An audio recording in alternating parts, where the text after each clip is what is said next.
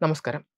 ആധുനിക ലോകത്ത് വിവരസാങ്കേതിക വിദ്യ കേവലം ആശയവിനിമയത്തിനുള്ള ഉപാധി എന്നതിലുപരി വ്യക്തി സ്വാതന്ത്ര്യത്തിൻ്റെയും രാഷ്ട്രീയ പ്രതിരോധത്തിൻ്റെയും ശക്തമായ ആയുധമായി മാറിയിരിക്കുകയാണ്. ഇറാനിലെ നിലവിലെ രാഷ്ട്രീയ സാഹചര്യങ്ങളിൽ ഭരണകൂടം ഏർപ്പെടുത്തിയ സമ്പൂർണ്ണ വാർത്താവിനിമയ നിരോധനത്തെ മറികടക്കുവാൻ ഇലോൺ മസ്കിൻ്റെ സ്റ്റാർലിങ്ക് സാറ്റലൈറ്റ് ഇൻ്റർനെറ്റ് സേവനം നൽകുന്ന സഹായം ലോകശ്രദ്ധ ആകർഷിക്കുകയാണ്. രാജ്യത്ത് പ്രക്ഷോഭങ്ങൾ ശക്തമാവുകയും ഇന്റർനെറ്റ് ബന്ധങ്ങൾ അധികാരികൾ വിച്ഛേദിക്കുകയും ചെയ്തതോടെ ജനങ്ങൾക്ക് പുറം ലോകവുമായി ബന്ധപ്പെടാനുള്ള ഏക ആശ്രയമായി സ്റ്റാർലിങ്ക് മാറി. സ്പേസ് എക്സ് കമ്പനി താൽക്കാലികമായി തങ്ങളുടെ സേവന നിരക്കുകൾ ഒഴിവാക്കിയത് ഇറാനിലെ സാധാരണക്കാർക്ക് വലിയൊരു ആശ്വാസമായി മാറിയിരിക്കുകയാണ്. ഇറാനിലെ ഡിജിറ്റൽ അവകാശങ്ങൾ സംരക്ഷിക്കുവാൻ പ്രവർത്തിക്കുന്ന സംഘടനകളുടെ റിപ്പോർട്ടുകൾ പ്രകാരം ചൊവ്വാഴ്ച രാവിലെ മുതൽ ഇറാനിലെ സ്റ്റാർലിങ്ക് ഉപയോക്താക്കൾക്ക് പണമടക്കാതെ തന്നെ അതിവേഗ ഇൻ്റർനെറ്റ് ലഭ്യമായി തുടങ്ങി. സാധാരണഗതിയിൽ സാറ്റലൈറ്റ് ഇൻ്റർനെറ്റ് സേവനങ്ങൾക്ക് വലിയ തുക ഈടാക്കാറുണ്ട് എങ്കിലും നിലവിലെ പ്രതിസന്ധി പരിഗണിച്ച് സ്പേസ് എക്സ് ഈ ഫീസുകൾ ഒഴിവാക്കുകയായിരുന്നു. രാജ്യത്ത് മൊബൈൽ ബ്രോഡ്ബാൻഡ് സേവനങ്ങൾക്ക് ഭരണകൂടം കടുത്ത നിയന്ത്രണങ്ങൾ ഏർപ്പെടുത്തിയിരിക്കുന്ന സമയത്താണ് ഈ നീക്കം നടന്നത്. ജനങ്ങൾ സംഘടിക്കുന്നതും പ്രതിഷേധങ്ങളുടെ ദൃശ്യങ്ങൾ സമൂഹ മാധ്യമങ്ങളിലൂടെ പങ്കുവയ്ക്കുന്നതും തടയാനാണ് ഇറാൻ സർക്കാർ ഇൻ്റർനെറ്റ് വിച്ഛേദിച്ചത്. എന്നാൽ ആകാശത്ത് നിന്നുള്ള സിഗ്നലുകൾ വഴി പ്രവർത്തിക്കുന്ന സ്റ്റാർലിങ്കിനെ പൂർണ്ണമായും തടയുവാൻ പ്രാദേശിക ഭരണകൂടങ്ങൾക്ക് സാധിക്കില്ല എന്നത് പ്രതിഷേധക്കാർക്ക് കരുത്തായി.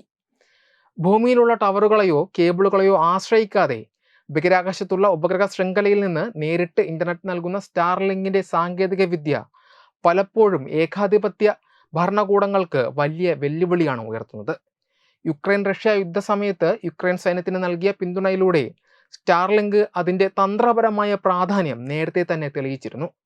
ഇപ്പോൾ ഇറാനിലും സമാനമായ രീതിയിൽ സ്റ്റാർലിങ്ക് ഒരു ഡിജിറ്റൽ കവചമായി പ്രവർത്തിക്കുന്നു. എലോൺ മസ്ക് എന്ന വ്യക്തിയുടെ താൽപ്പര്യങ്ങൾ ആഗോള രാഷ്ട്രീയത്തിൽ എത്രത്തോളം സ്വാധീനം ചെലുത്തുന്നു എന്നതിൻ്റെ ഉദാഹരണം കൂടിയാണിത്.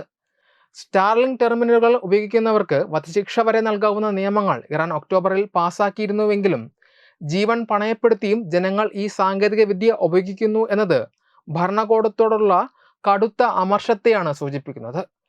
സ്റ്റാർലിങ്കിന്റെ സിഗ്നലുകൾ തടയുവാൻ ഇറാൻ സർക്കാർ ജാമിംഗ് സംവിധാനങ്ങൾ പരീക്ഷിക്കുന്നുണ്ടെങ്കിലും സ്പേസ് എക്സ് തങ്ങളുടെ സോഫ്റ്റ്വെയർ നിരന്തരം പരിഷ്കരിച്ചുകൊണ്ട് ഈ തടസ്സങ്ങളെ മറികടക്കുന്നു. ചൊവ്വാഴ്ച ഉപയോക്താക്കൾക്ക് ലഭിച്ച പുതിയ സോഫ്റ്റ്വെയർ അപ്ഡേറ്റ് സിഗ്നലുകളെ കൂടുതൽ ശക്തിപ്പെടുത്തുകയും സർക്കാർ ഇടപെടലുകളെ പ്രതിരോധിക്കുവാൻ സഹായിക്കുകയും ചെയ്തു. ഇത് കേവലം ഒരു വാണിജ്യ സ്ഥാപനവും സർക്കാരും തമ്മിലുള്ള തർക്കമല്ല, മറിച്ച് വിവരങ്ങളുടെ സ്വതന്ത്രമായ ഒഴുക്കിനായുള്ള പോരാട്ടമായി മാറിക്കഴിഞ്ഞു. ഇത്തരത്തിൽ ആഗോള രാഷ്ട്രീയ പ്രതിസന്ധികളിൽ നിർണായകമായ പങ്കുവഹിക്കുന്നതിലൂടെ സ്പേസ് എക്സിൻ്റെ വിപണി മൂല്യം കുതിച്ചുയരുകയാണ്. ഏകദേശം $800 ബില്യൺ മൂല്യമുള്ള ലോകത്തിലെ ഏറ്റവും വലിയ സ്വകാര്യ കമ്പനികളിൽ ഒന്നായി സ്പേസ് എക്സ് മാറിയിരിക്കുന്നു. ഉപസംഹാരമായി പറയുകയാണെങ്കിൽ സാങ്കേതിക വിദ്യയും രാഷ്ട്രീയവും തമ്മിലുള്ള ബന്ധം പുതിയൊരു തലത്തിലേക്ക് വളർന്നിരിക്കുകയാണ്.